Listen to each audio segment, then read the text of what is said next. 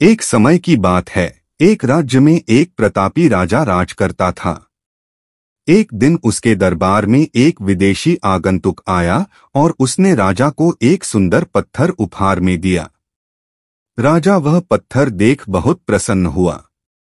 उसने उस पत्थर से भगवान विष्णु की प्रतिमा का निर्माण कर उसे राज्य के मंदिर में स्थापित करने का निर्णय लिया और प्रतिमा निर्माण का कार्य राज्य के महामंत्री को सौंप दिया।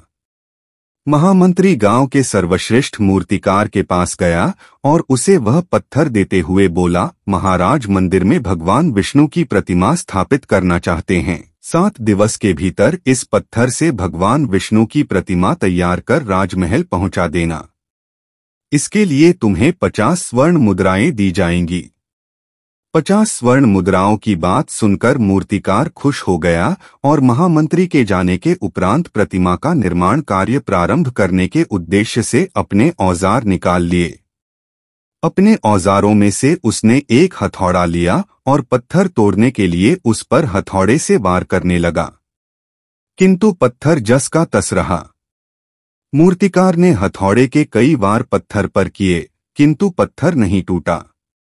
50 बार प्रयास करने के उपरांत मूर्तिकार ने अंतिम बार प्रयास करने के उद्देश्य से हथौड़ा उठाया, किंतु यह सोचकर हथौड़े पर प्रहार करने के पूर्व ही उसने हाथ खींच लिया कि जब 50 बार वार करने से पत्थर नहीं टूटा तो अब क्या टूटेगा।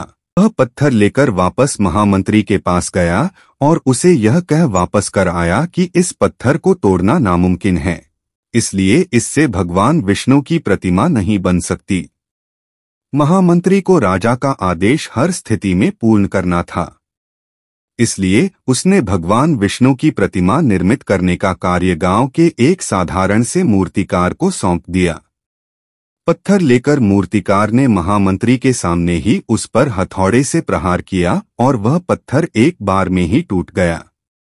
पत्थर टूटने के बाद मूर्तिकार प्रतिमा बनाने में जुट गया। इधर महामंत्री सोचने लगा कि काश पहले मूर्तिकार ने एक अंतिम प्रयास और किया होता तो सफल हो गया होता और 50 स्वर्ण मुद्राओं का हकदार बनता। सीख मित्रों, हम भी अपने जीवन में ऐसी परिस्थितियों से दो चार होते रहते हैं।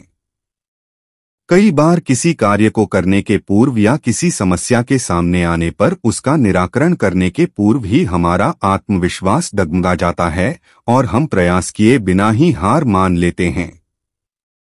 कई बार हम 1-2 प्रयास में असफलता मिलने पर आगे प्रयास करना छोड़ देते हैं, जबकि हो सकता है कि कुछ प्रयास और करने पर कार्य पूर्ण हो जाता या समस्या का समाधान हो जाता।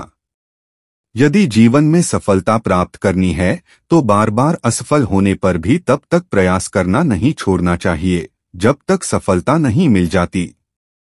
क्या पता जिस प्रयास को करने के पूर्व हम हाथ खींच ले वही हमारा अंतिम प्रयास हो और उसमें हमें कामयाबी प्राप्त हो जाए।